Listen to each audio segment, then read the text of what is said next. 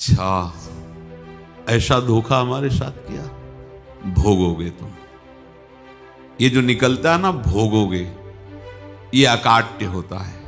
क्योंकि किसी का भी हृदय, मान लो किसी भी जीव जंतु को आप कष्ट दें और उसका हृदय आह भर जाए, तो वो आह वज्र की लेख है, तुम्हें भोगना पड़ेगा। वो आह किसी की ना लेना जिंदगी।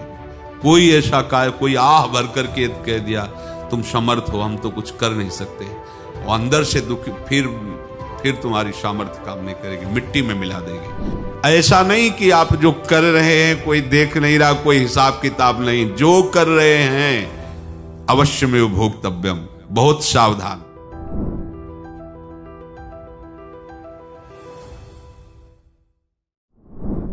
जीव स्वयं नित्य निरंतर कर्मों के जाल को रच रहा है और अपने आप को बांध रहा है।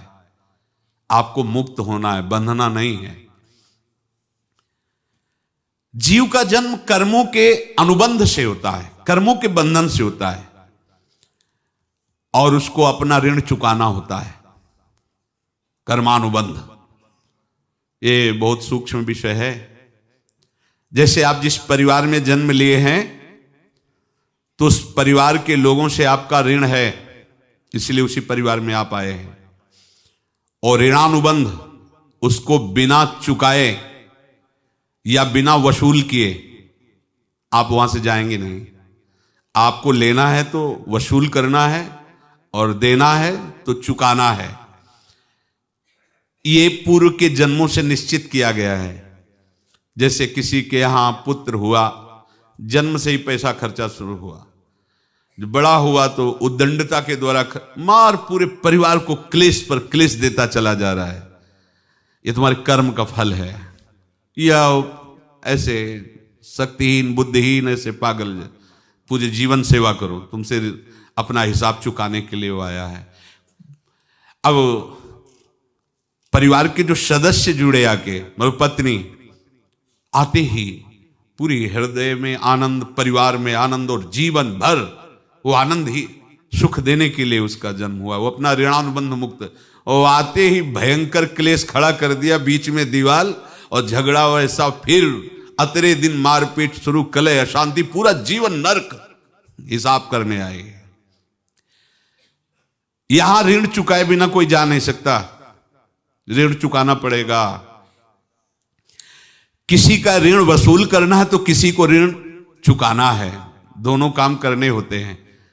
अनेक जन्मों में अनेक लोगों के साथ हमने जो बर्ताव किए हैं, अच्छे या बुरे, वो होंगे। अब किसी आदमी को हम जानते नहीं, अचानक मिला, अचानक टक्कर लगा और मार पीट गाली गुप्ता सब कर दिया, चुपचाप सह लो। क्यों? ये आपका हिसाब है, पूर्व का हिसाब। हमारा उससे कोई द्वेष नहीं, कोई संकल्प नहीं। अचानक घटना घटी और हमसे द्वेष करने लगा, हमें पीटने लगा, हमें गालियां दे, ये हिसाब है, चुपचाप सह जाओ। अपने घर का भाई ही भारी दुश्मन बन गया और क्लेश दे, हिसाब है। एक प्रभुदत्त ब्रह्मचारी जी की वाणी में पढ़ा था, एक महात्मा जी भ्रमण करते थे, तो उस समय असरफियां चलती थी, मोहरें असरफियां, तो उनको भेंट में देते लोग। तो या तो ठाकुर सेवा में लगे तत्काल, या संत सेवा में तत्काल लगे, उसका संग्रह करके डोलना ये ठीक नहीं है। बैरागी के लिए सिद्धांत में ये ठीक नहीं है। तो जब 2, 4, 6, 8 ऐसे मोहरे हुई, तो उन्होंने विचार किया कि और भ्रमण करके जब काफी मोहरे हो जाएंगी तो प्रयागराज में जब कुंभ पड़ता है, एक बार पूरे सब अखाड़े के संतों को, अलग अलग संप्रदाय सब संतों को बुलाएंगे और सबको पुआएंगे। अब साधु है तो यही विचार करेगा, और क्या विचार करेगा। तो उन्होंने ऐसे डंडा बनवाया, बेंत, जो ऊपर से चूड़ीदार और भीतर पोला, और मोहरे उसमें डालते गए। और भ्रमण, जहां जहां श्रद्धालु भगत थे सबके यहां जाना, और इच्छा रखना कि एक मोहर तो दे ही दे दक्षिणा में। कामना कोई भी हो वो बांधती ही है, ध्यान रखना। इसीलिए प्रभु जो चाहे वो करे, अपनी चाह नहीं रखनी चाहिए, अपनी चाह प्रभु की चाह में मिला देनी चाहिए। धीरे धीरे वो छड़ी भर गई।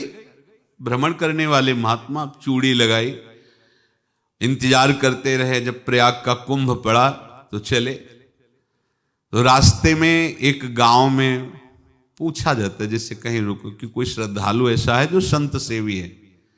तो कुछ लोगों ने बताया, हाँ एक परिवार है बहुत संत सेवी है और आपको मिलाते हैं उनसे।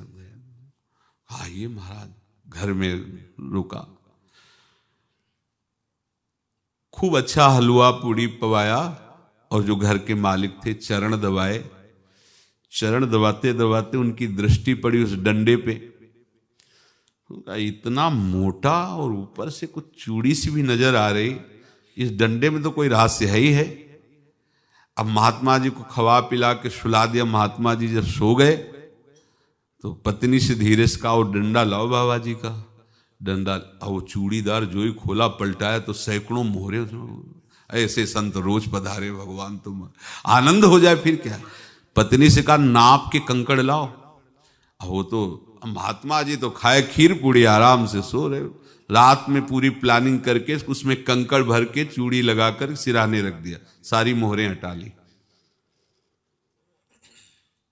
महात्मा जी आराम से छड़ी उठाए तो वजन पक्का। वैसे बड़े लोग चतुर होते हैं, पर ये नहीं जानते कि कर्म कितना भयानक होता है। और उनकी कोई संतान नहीं थी, पर धन में इतना प्रेम उनको था। बहुत सावधान। साधु महात्माओं के पास जो अर्थ है, गृहस्थी अगर आता वहीं से है, पर अगर उसको जोर जबरदस्ती या किसी छल कपट से, तो वो उसका विनाश ही करता है। आज तक का प्रमाण है। अब उनको ये भाव पता नहीं होगा, या पता होगा तो लोभ के कारण वो उसको मान नहीं पाए होंगे।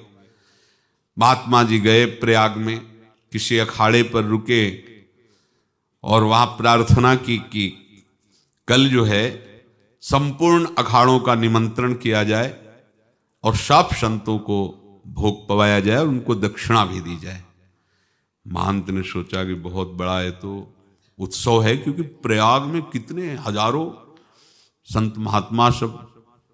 तो उनका महाराज बोरों इसमें चीनी और टीनों घी लगेगा, सब व्यवस्था। बोले आप मंगाइए, एक एक हिसाब हम करेंगे, हमारे पास सब व्यवस्था है।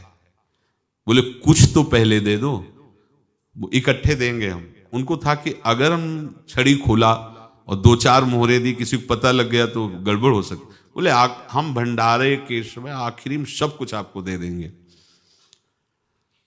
ठीक है। वो अपने पास से पैसे लगाकर खूब जितना सामग्री सब लाए, लाखों की, और सब संतों को निमंत्रण कर दिया। संत जन निमंत्रित हो गए, भंडारा बन रहा है। तब वहां के महंत है और उनका देखो भंडारा भी बन रहा है, संतों को निमंत्रण। अब आप अर्थ की व्यवस्था कीजिए, क्योंकि इतनी बड़ी हमारी सामर्थ्य नहीं थी जितना हमने किसी तरह हमने व्यवस्था की। अब मुझे अर्थ चाहिए, तभी आगे की व्यवस्था बढ़ेगी। संतों को दक्षिणा देंगे और जिनसे अर्थ लिया उनको दे। देखो रसोई बन गई है सब। उनका छत में विश्वास नहीं तो ये अभी चूड़ी खोली। उनको तो था ना कि मोहरे हैं, कंकड़। तो अब जैसे कितना उनको सदमा लगा होगा, हजारों संतों का निमंत्रण, रसोई बन, मतलब संत हो के छल कपट। तो उनका महाराज आपने तो हमारा नाश कर दिया, जो महंत थे। अब बताओ रसोई बन गई, संत निमंत्रित हो गए, आप ये कंकड़ दिखा रहे हैं हमको। आपने तो हमें बर्बाद कर दिया, हमारी इतनी सामर्थ्य नहीं थी, आप पहले बता देते। संत होकर ऐसा छल कपट। अब वो बोले तो क्या बोले, क्योंकि उनको पता था कि मोहरे हैं इसमें।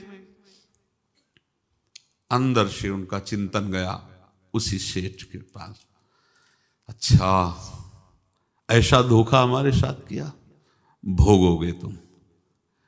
ये जो निकलता है ना भोगोगे, ये अकाट्य होता है। क्योंकि किसी का भी हृदय, मान लो किसी भी जीव जंतु को आप कष्ट दें और उसका हृदय आह भर जाए, तो वो आह वज्र की लेख है, तुम्हें भोगना पड़ेगा। वो देखो भीष्म जी को भोगना पड़ रहा है ना।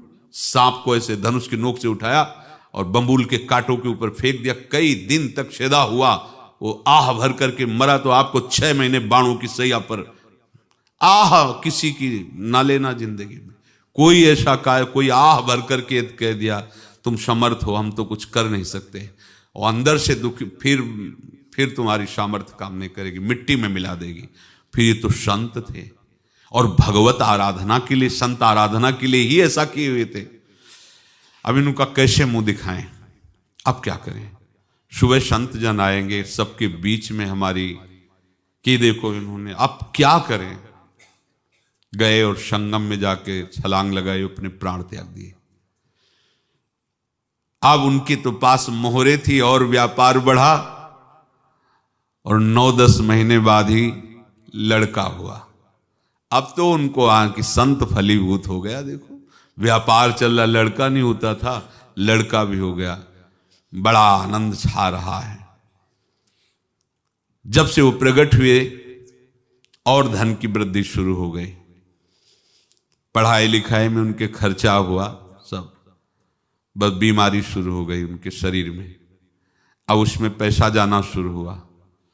इतने आसक्त तो वो दोनों हो गए कि कुछ भी हो, व्यापार ठप, संपत्ति बेचना शुरू। तो उन्होंने कहा कि बेटा मैं क्या कर सकता हूं तुम्हारे लिए। बोले हमारी अंतिम इच्छा है प्रयाग चलो, और जितने प्रयाग में संत महात्मा सबको एक बार भंडारा करवाओ, हमारी इच्छा अंतिम है, क्योंकि अंतिम यही इच्छा थी। बोले अब ज्यादा संपत्ति तो नहीं रह गई, तो बोले घर बेच दो, मेरे लिए ही तो है, बेच दो। मुझे लगता मैं बचूंगा नहीं, पर मेरी अंतिम इच्छा पूर्ण कर दो। घर बेच दिया, जेवर बेच दी। वहां गए, जब संत सेवा की तो बोले मुझे संगम तक ले चलो। संगम तक ले गए और बोले समझे तुम चुराए थे और हमने उसको छीना है, कुछ नहीं रह गया तेरे पास कुछ, अब केवल ममता और आसक्ति में जलकर मर और नरक प्राप्त कर। मैं वही महात्मा हूं जिसकी तूने मोहरे ली थी, शरीर छोड़ दिया। महात्मा को जन्म लेना पड़ा और इनको दुर्गति भोगनी पड़ी। ऋणानुबंध, होश में। ऐसा नहीं कि आप जो कर रहे हैं कोई देख नहीं रहा, कोई हिसाब किताब नहीं, जो कर रहे हैं अवश्य में भोक्तव्यम। बहुत सावधान। अनेक जन्मों में अनेक लोगों से जो कुछ लिया दिया है, इस लेने देने को मिटा देने के बाद ही तुम मुक्त हो गए।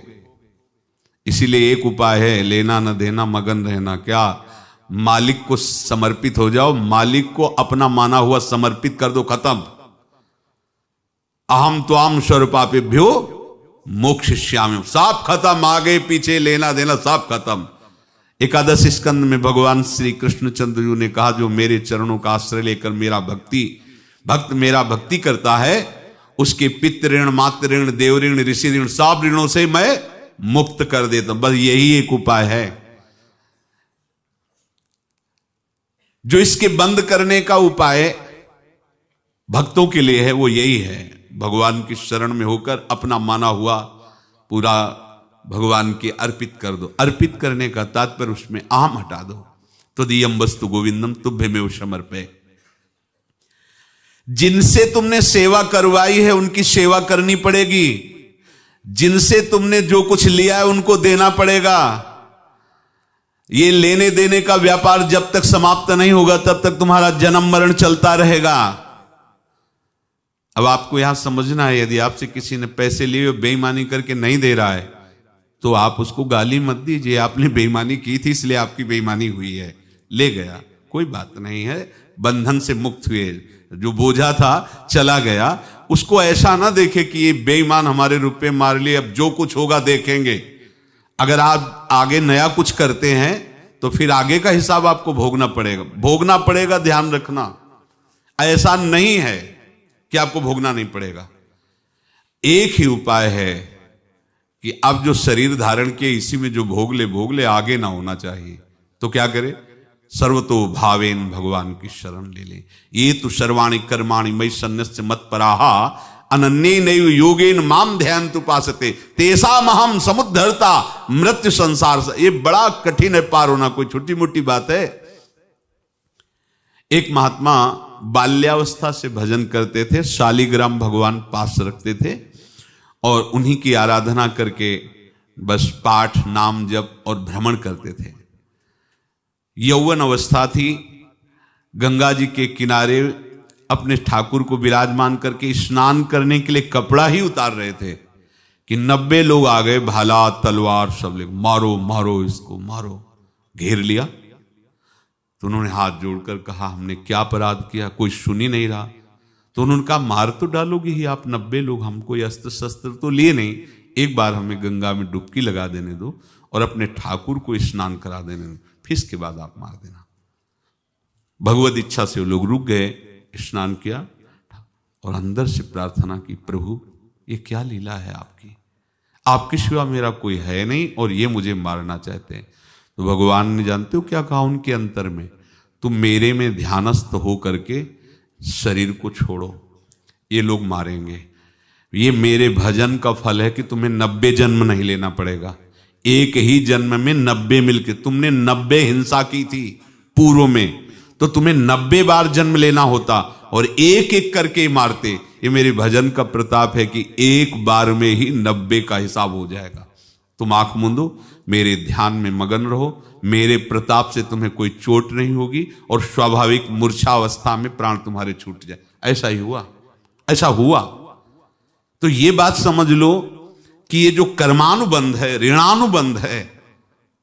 आप देखो, अगर शाप महात्माओं ने दिया कि तुम्हारे वंश का इससे विनाश होगा, तो भगवान भी परम धाम जा रहे तो उसी कील से, बाण की नोक में जो मछली लील गई थी छोटा कण, उसी से की नोक बनाई और उसी नोक को प्रहार किया, भगवान के श्री चरण में वही बाण की नोक लगी और भगवान ने स्वीकार किया ना। भगवान का बड़ा लीला विचित्र है। अगर छुप करके उधर रामावतार में बात, तो इधर ऐसे स्वीकार किया है भगवान ने। ऐसा कहीं नहीं दिखाया कि मैं भगवान हूं तो मैं अपने लिए, ऐसा नहीं दिखाया। नारद जी का हित किया पर नारद जी ने शाप दिया तो भगवान ने स्वीकार किया। बंदरों ने ही सहायता की, जैसा बोले थे वैसा। ये लीला इस शरीर में भोगनी पड़ेगी। हाँ, ज्यादा को कम में भुगता देंगे, पर अब अगला शरीर ना मिले, इसके लिए सर्वतो भावेन भगवान के आश्रित हो जाए। जैसे आपने दुकान फैला रखी है तो उसमें दो काम होते हैं, लेना और देना। किसी को उधार दिया है तो हमें उसे लेना है, और कोई नगद देकर सामान ले रहा है तो उसे सामान देना है, या उधार लिया है तो हमें उधार देना है। अब अगर दुकान बंद करनी है तो तुम्हें देने वालों पर जोर देना है, लेने वालों पर जोर नहीं। लेने वाला तो जाओ हम क्षमा किया, समर्पित किया, हमारा कोई संबंध नहीं, खत्म हो जाए, वो खुशी हो जाएगा। लेकिन देने वाला तुम अगर दुकान भी उठा दोगे तो जहां भी रहोगे तुम्हारे पास वो आएगा, लाइए हमारा। तो देने पर नजर रखिए, जिसका जिसका हिसाब है वो आपके सामने आता जाए, हटाते जाओ। लेने पर नजर मत रखिए और दुकान फौरन उठा दीजिए, नहीं अगर लेते देते रहे तो चलता रहेगा। आगे चलकर कुछ लेना न देना, मगन रहना बस अपने प्रभु के चिंतन में। अब हम कैसे जाने कि किसको क्या देना है, हमें क्या पता? तो हम पूरा हिसाब जिनको पता है उनको दे देते हैं, समझ रहे हो? उनको पता है क्या लेना है क्या देना है, तो इनके पास पहुंच गए, सरकारी हिसाब से सब बराबर कर देंगे। हमको अपनी जिम्मेवारी इनकी चरणों में समर्पित कर देना है, तभी हम जीवन मुक्त होंगे। ये रहस्य की बात है। प्रभु कह रहे हैं, यस्य सर्वे समारंभाः काम संकल्प वर्जिताः ज्ञानाग्नि दग्ध कर्माणं तमाहु पंडितम बुधाः। जिसके संपूर्ण कर्मों के आरंभ संकल्प और कामना से रहित हैं, तथा जिसके संपूर्ण कर्म ज्ञान रूपी अग्नि से जल गए हैं, उसको ज्ञानी जन भी पंडित कहते हैं, बुद्धिमान कहते हैं। पूज्य श्री भाई जी महाराज कह रहे हैं, जैसे वहां ज्ञानाग्नि से दग्ध कह रहे हैं, तो अपने वृंदावन वासियों का प्रेमाग्नि से सब कर्म संस्कार दग्ध होते हैं। जिस समय आपके हृदय में भगवत प्रेम का प्रादुर्भाव होगा तो लेश मात्र कभी तुम्हें दुख नहीं भोगना पड़ेगा। प्रेम का प्रादुर्भाव होते ही दुख का नाश हो जाता है, महासुख। जब प्रेम का प्रादुर्भाव होगा तो समस्त पाप भस्म हो जाते हैं, अशांति नष्ट हो जाती है, संसार ज्वाला स्पर्श भी नहीं कर सकती है। जब भगवत प्रेम का प्रादुर्भाव होता है तो हो सकता है उस उपासक के जीवन में दुखों का पहाड़ टूट पड़े, परिवार खिलाफ, शरीर रोगी, अव्यवस्था, बहुत बहुत कुछ, सब कुछ। कह रहे हैं इतना सब होने पर भी उसके हृदय में कोई भी दुख नहीं होता। ऐसा सामर्थ्यशाली भगवत प्रेम है।